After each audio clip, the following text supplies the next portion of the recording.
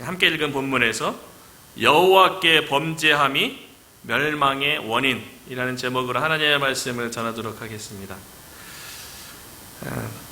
이번 특별 새벽기도회는 말 그대로 특별 새벽기도회로 특별한 것 같아요. 올해의 마지막 주하고 또 새해의 첫 주에 한 주간이 시작되어지는 그 중간에 새벽기도를 우리가 하게 되었는데요. 그래서 우리가 2024년도를 기도를 통해서도 마무리하게 되었고요. 또 2025년도를 우리가 기도회를 하면서 기도로 또 시작하게 되었어요. 또 달리 말하자면 하나님의 말씀 안에서 2024년 한 해를 마무리하게 되었고요. 또 하나님의 말씀 붙잡고 또 2025년을 말씀으로 시작하게 한 것에 대해서는 하나님의 특별한 섭리, 특별한 뜻이 있을 것이라 믿습니다. 특별하게 우리가 한 해를 마무리하고 한 해를 시작할 때뿐만 아니라 우리 일상적인 신앙생활에서도 삶 가운데서도 모든 일들을 주님 안에서 시작하고 주님 안에서 마무리해야죠. 그런 의미에서 이번 특별 새벽기도를 통해서 우리가 말씀 가운데서 우리가 하나님의 뜻을 발견하고 또 하나님 앞에 다가가는 시간이 되었으면 좋겠습니다. 이번 특별 새벽기도회에서는요, 지난 11월 첫일의 특별 새벽기도회 마지막 시간에 나눴던 역대기 4장의 말씀, 야베스의 기도에 대해서 우리가 나눴었는데 그것에 이어서 말씀을 좀 이어가려고 하는데요. 그렇게 말씀을 나누기 전에 먼저 다시 한번 역대상 시작할 적에 나눴던 왜 역대기서가 기록되었는지에 대한 그 배경적인 역사적인 배경, 신학적인 배경에 대해서 먼저 나누고 이어서 오늘 역대상 10장의 말씀을 나누도록 하겠습니다. 이스라엘의 왕들에 대한 기록은 주로 열왕기 상하, 그 역대기 상하에 기록되었죠. 그 전에 단일 왕국이었던 사울과 다윗과 솔로몬까지 사무엘 상하의 기록도 있긴 한데요. 열왕기 상하하고 역대기 상하에 똑같은 이스라엘 역사의 여러 왕들에 대한 업적, 그 기록을 남긴 건데 똑같은 걸 반복해서 기록한 것처럼 보이잖아요. 그런데 기록 연대가 열왕기 상하는 바벨론 포로 이전에 추정하기를 선지자인 예레미야에 의해서 기록될 것으로 여겨져요. 유대인의 전승에 의하면요. 그리고 역대기 상하는요, 이스라엘의 열 왕들에 대한 기록이긴 한데 바벨론 포로 이후에 제사장이자 율법학자였던 에스라에 의해서 기록된 거예요. 그러니까 바벨론 포로 전에 기록된 게 사무엘 상하, 열왕기 상하고요. 바벨론 포로 이후에 기록된 것이 역대기 상하라는 거죠. 그렇기 때문에 제사장이자 율법학자였던 에스라에 의해서 이스라엘 역사에 대해서 다시 한번 바벨론 포로에서 돌아온 유다 백성을 격려하고 그들이 왜 예루살렘으로 돌아왔는지, 그들의 정체성에 대해서, 그들의 사명에 대해서 깨닫게 하기 위해서 역대기 상하가 기록되어졌어요. 그래서 바벨론 포로에서 돌아온 유다 백성 입장에서는요, 여러 가지 신앙적으로 자신의 삶을 되돌아보더라도 이해되지 않는 게 너무 많은 거예요. 자신들이 남유다 나라가 하나님을 섬기는 하나님의 백성이 나라인데 멸망했다는 거예요. 그것도 멸망했는데 많은 선지자에 의해서 하나님 앞에 기도 가운데 질문하기도 했지만, 어떻게 우리가 아무리 하나님 앞에 죄를 범하고 하나님의 말씀에서 떠났다 할지라도 어떻게 우리보다 더 악한 바벨론을 들어서 우리를 멸망시킬 수 있냐는 거예요. 그것뿐이 아니죠. 멸망했을 뿐만 아니라 바벨론의 포로로 잡혀가서 그것에서 포로로 70년이라는 세월을 보내게 한 것은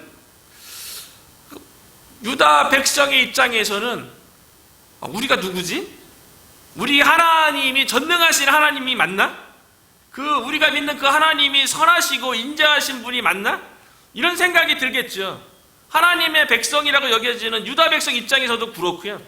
이방인들이 보기에도 유다 백성을 향해서 조롱할 수 있죠. 유다 백성 너희들은 하나님을 섬긴다고 하고 너희 하나님은 전능하신 하나님이고 그 하나님의 사랑이 무한하다고 얘기하는데 왜 너희들은 바벨론이라는 나라에 포로로 잡혀와서 왜 고통 가운데 있냐고 이방인들이 보기에도 포로로 잡힌 유다 백성에 대해서 조롱할 수 있죠. 비난할 수 있죠. 너희가 믿는 하나님 살아계시냐?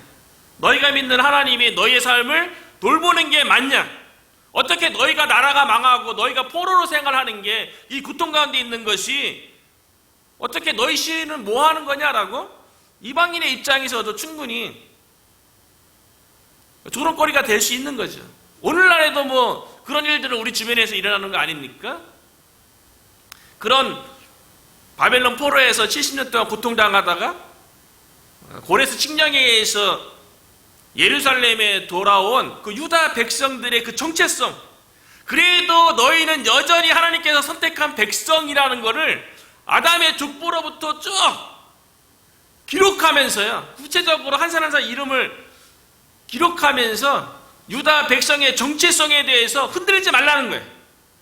눈에 보이는 것은 너희가 실패한 것 같고 눈에 보이는 것은 너희가 고통 가운데 있지만 크신 하나님의 관점에서 보면 하나님의 계획을 이루기 위한 그 유다 백성이 하나님의 백성으로서 올바로 사게끔 말씀으로 돌아오게 하게끔 하기 위한 그 과정 가운데 실패되어 있고 고통도 있었던 거지, 세상 사람들이 그 보는 눈에 보이는 그 상황 가운데서 모든 일들이 이루어진 게 아니라는 거예요. 눈에 보이지 아니하시는 하나님의 손길 가운데 멸망하기도 하고 바벨론 포로로서 고통 가운데도 있었다는 거예요.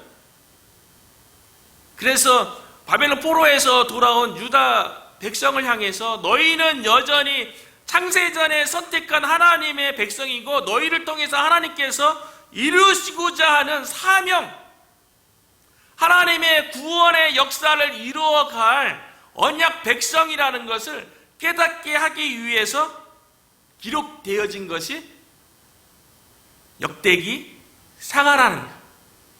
근데 남유다 백성들이 처음에 그 예루살렘에 들어왔을 때 보이는 게 뭐 있습니까? 다 폐허가 된 예루살렘 성전, 그리고 집도 다 허물어졌고 논밭도 다 쓸데없게 되었는데 그 가운데 어떤 소망이 있겠어요? 그런데 에스라에 의해서 역대기 상하가 기록되어지고 이 말씀에 의해서 하나님의 선택된 백성이라는 그 정체성에 대한 확신, 내가 하나님의 선택된 백성이라는 이 확신만큼 우리의 삶을 뜨겁게 하고 우리의 삶을 긍정적으로 적극적으로 살게 하는 동기가 어디 있겠어요? 전능하신 하나님께서 나를 선택한 백성이라고 여긴다는 것만큼 내 정체성에 따라서 살아가는 거 아니겠어요? 내가 왕처럼 생각하면 왕이라고 생각하면 왕처럼 사는 거고 내가 거지라고 생각하면 거지처럼 사는 거죠. 그런데 남유다 바벨론 포로에서 돌아온 남유다 백성이 여전히 하나님의 선택된 백성이고 하나님의 구원의 역사를 이루어갈 그 사명을 이룰 언약 백성, 하나님의 언약이 주어진 하나님의 놀라운 언약들이 너무나도 많이 유다 백성 가운데 주어졌잖아요. 원시 복음이라는 인류의 죄의 문제를 해결할 여자의 후손이 유다 백성을 통해서 올 거예요. 그리고 아브라함과 약속한 언약이 있잖아요. 아브라함 후손이 무수하게 하늘의 별처럼 바닷가의 모래처럼 무수하게 백성들이 나올 것이고 특별히 땅을 차지하고 또 그 가운데 복이 될 거라는 온 인류의 복을 미칠, 우리가 지난주에 크리스마스 예배를 드렸지만 크리스마스 예배 때 천사가 베들레헴 들녘에서 그 양을 지키던 목자에게 전했던 소식이 뭡니까? 온 세상에 미칠 기쁨의 큰 좋은 소식 아닙니까? 그게 복이죠. 좋은 소식이죠.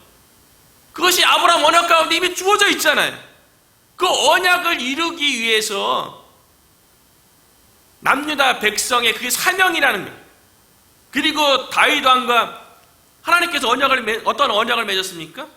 다윗 왕은 성전을 짓고 싶었지만, 앞으로 살펴보겠지만 전쟁을 많이 해서 피를 많이 흘렸기 때문에 거룩한 성전을 짓지 못하고 그 아들에 의해서 성전이 건축되었거지만, 성전을 짓고자 하는 다윗의 마음을 하나님께서 기쁘게 받으시고 다윗과 언약을 맺기를, 내가 너의 나라의 위를, 왕위를 견고히 하리라, 영원히 견고히 하리라, 다윗의 나라가 영원히 세워질 것에 대해서 약속했다고요. 그런데 그 다윗의 언약, 아브라함의 언약, 태초에 원시복음이라는 여제 후손에 대한 언약, 이 모든 구약에 흐르는, 구원의 역사에 흐르는 그 언약들이 지금은 바벨론 포로에서 돌아와서 보잘것없고 실패한 모습 같고 아무런 소망이 없어 보이는 남유다 백성을 통해서 그 하나님의 구원의 놀라운 역사를 이룰 것에 대해서 역대기 상하는 기록하고 있다는 거예요. 그 하나님의 백성으로서 정체성을 가지고 하나님의 백성으로서 예배를 드리기 위해서 마지막은 마지막 내용이 성전을 재건하라는 거 아니에요? 성전을 재건하고 하나님의 구원의 역사를 이뤄갈 하나님의 특별한 사명을 가진 백성이라는 것을 역대기 상하가 말해주고 있는 거예요. 그러니까 눈에 보이는 것 때문에 실망하지 말라는 거예요. 중요한 거는 유다 백성이 자기 스스로 생각하고 이방 민족들이 어떻게 생각하는 게 중요한 게 아니고, 포로에서 돌아온 유다 백성을 하나님께서 어떻게 바라보시는지, 어떠한 꿈과 비전을 갖고 계시는지, 이게 중요한 거죠.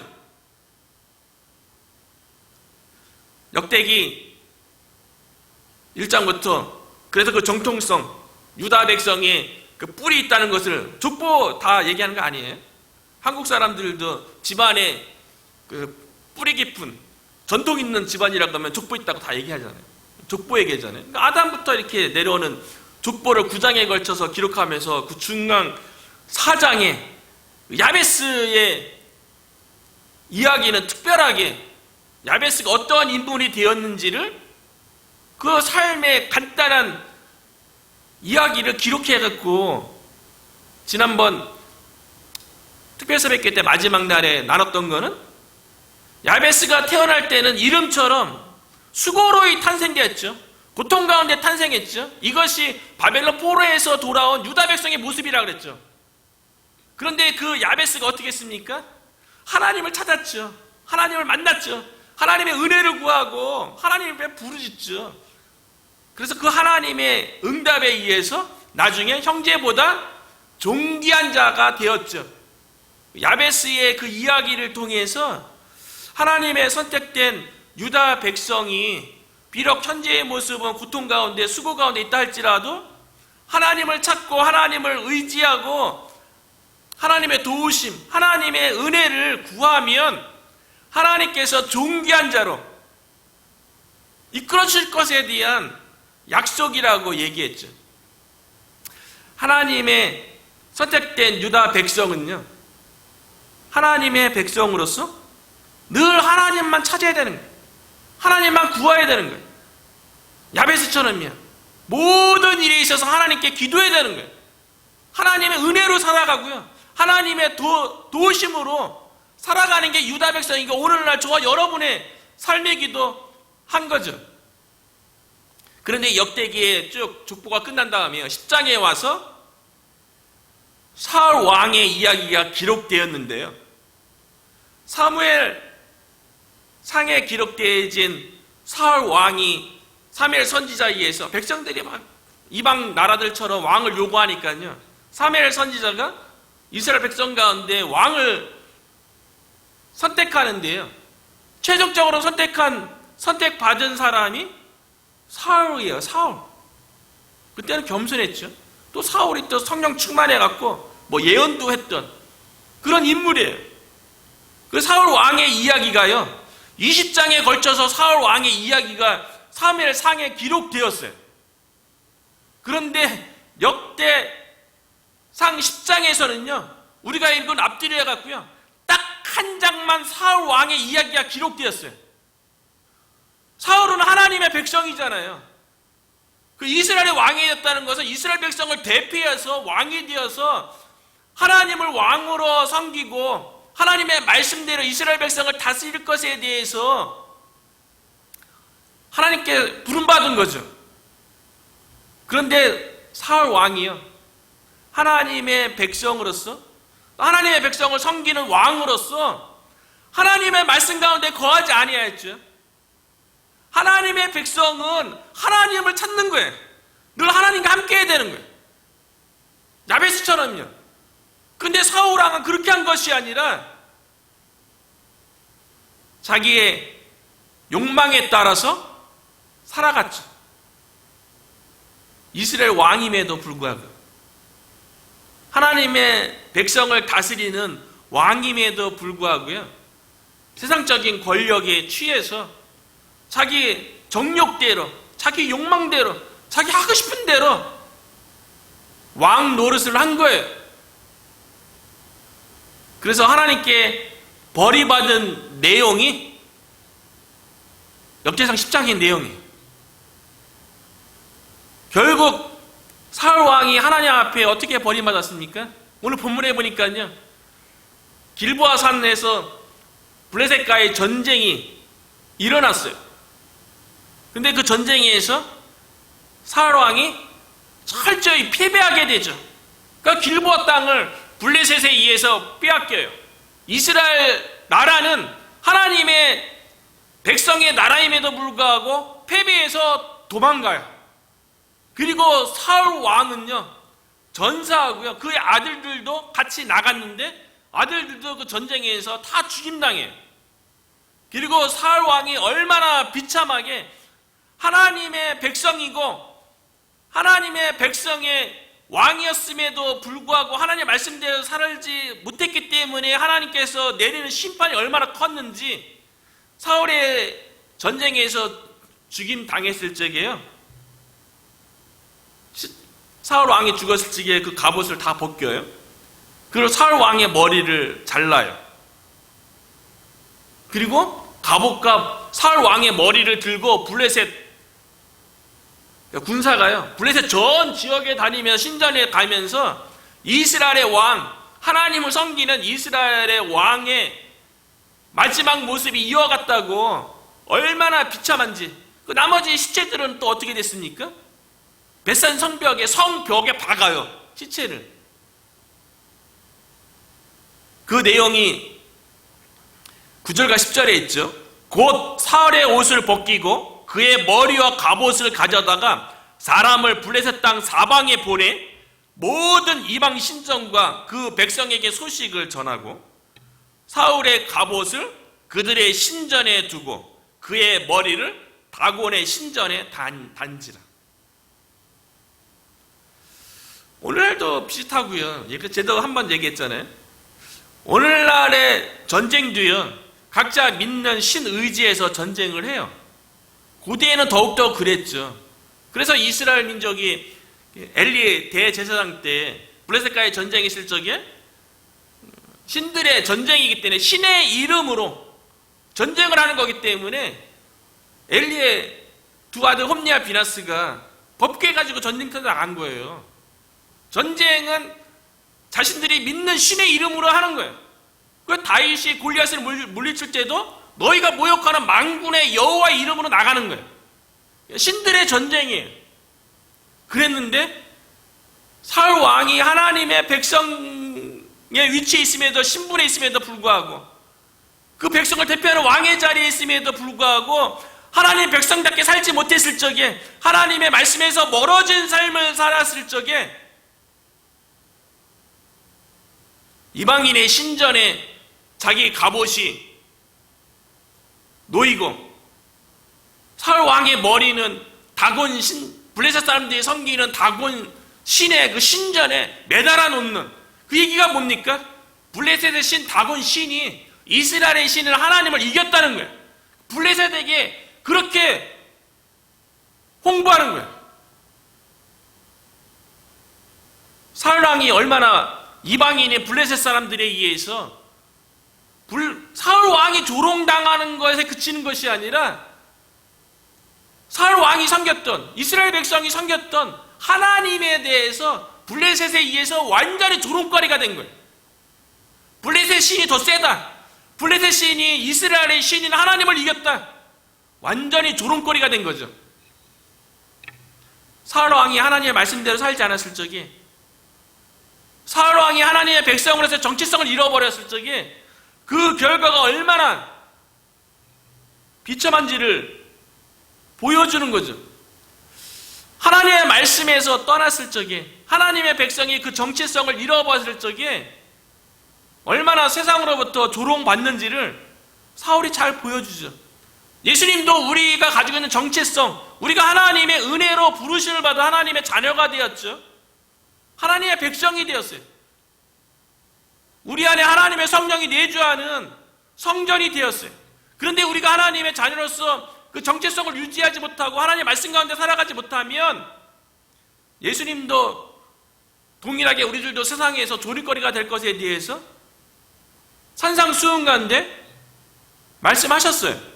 그래서 마태복음 5장 3절에 보니까요, 너희는 세상의 소금이니 소금이 만일 그 맛을 잃으면 무엇으로 짜게 하리요? 후에는 아무 쓸데없어 다만 밖에 버려져 사람에게 밟힐 뿐이니라. 사울 왕이 하나님의 백성으로서 정체성, 그 사명 잃어버리니까요,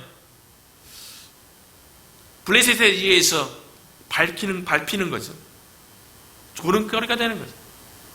우리가 이번 특별 새벽 기도를 통하여서 하나님께서 우리를 부르셨다는, 우리가 부름받은 하나님의 백성, 특별히 우리에게 사명을 주셨다는 것에 대해서 말씀 가운데 다시 한번 확인하고 견고하게 설 수 있는 그런 시간이 되었으면 좋겠어요.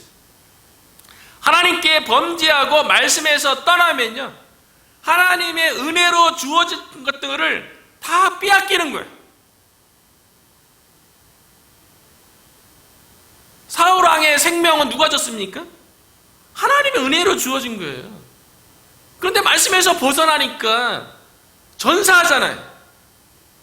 사울 왕의 아들들도 하나님의 은혜로 기업으로 선물로 주어진 거잖아요. 그런데 말씀에서 벗어나니까 그 아들들도 동일하게 전사당하죠. 그리고 사울 왕이 이스라엘의 초대 왕으로 선택하고 세우신 분이 누굽니까? 하나님이죠. 근데 말씀에서 벗어나니까 왕위에서 쫓겨나죠. 더 이상 사울 왕의 그 왕권이요, 사울 왕의 지파인 베냐민 지파로 이어지지 않아요. 베냐민 지파에서 유다 지파인 다윗에게로 건네졌다고 오늘 본문에서 이야기를 하고 있는 거죠. 하나님의 말씀 가운데 하나님의 백성이 하나님의 말씀 가운데 거하고 하나님의 백성에게 주어진 사명을 잘 감당하지 못하면 하나님의 은혜로 주어진 것들에 대해서 빼앗기게 된다는 거죠. 인류 태초부터 그랬어요. 태초 에덴 동산에서 아담과 하와가 하나님의 말씀 가운데 순종하면 에덴 동산에서 생명나무의 열매를 따먹고 선악을 알게 하는 나무의 열매를 따먹지 말라고 한 그 명령에 순종하면 정령 죽지 아니하리라, 그렇게 약속했기 때문에 영원히 사는 거예요. 영생을 누리는 거예요. 그런데 범죄했어요. 아담과 하와가 하나님 앞에 범죄했어요. 범죄는 하나님의 은혜로부터 주어진 것들을 다 빼앗아가는 거예요. 아담과 하와에게 하나님께서 은혜로 주어진 게 뭡니까? 하나님의 형상으로 하나님과 교제할 수 있는 거였어요. 그 교제를 빼앗겼어요. 그러니까 에덴 동산에서 쫓겨나죠. 그 죽지 아니하리라, 영원히 죽지 아니하리라 했는데 죽음이 찾아왔어요. 범죄로 인해서 하나님과 교제할 수 있는 그 은혜가 빼앗기니까 에덴 동산에서 쫓겨나죠. 하나님과 영적인 교제가 끊기고 영적인 죽음을 맞이한 거예요. 그 육신의 죽음도 맞이하게 돼서 언젠가는 죽게 되는 거죠. 그리고 모든 것을 하나님으로부터 은혜로 주었던 에덴 동산의 모든 것 풍요로움을 누릴 수 있었던 그런 모든 것들을 다 빼앗기고, 아담은 수고로이 일을 해야 되고요, 땀을 흘려야 되고요, 하와는 해산의 고통이 더해지는 그런 결과를 가져왔다는 거죠. 하나님께 범죄는요, 하나님 앞에 죄를 짓는 것은 궁극에 가서는 반드시 멸망이라는 거예요. 하나님께 범죄하는 게 뭡니까? 하나님의 말씀을 모르고 하나님의 말씀 가운데 순종하지 않는 거예요. 하나님의 말씀을 모르면 하나님께 순종도 못하는 거죠.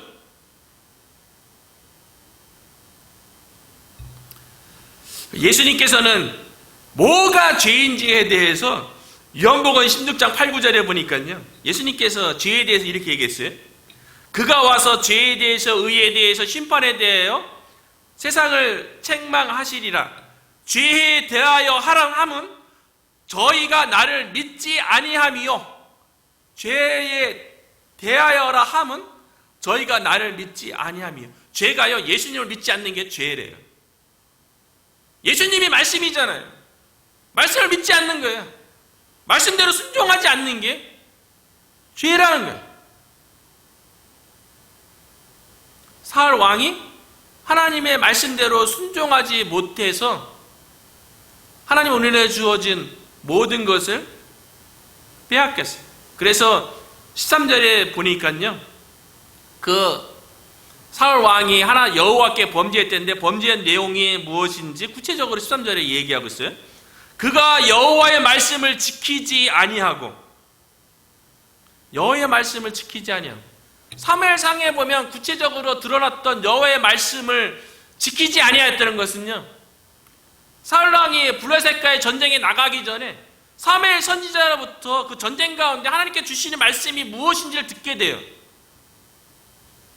블레셋과의 전쟁이 아니라 아말렉과의 전쟁이었어요.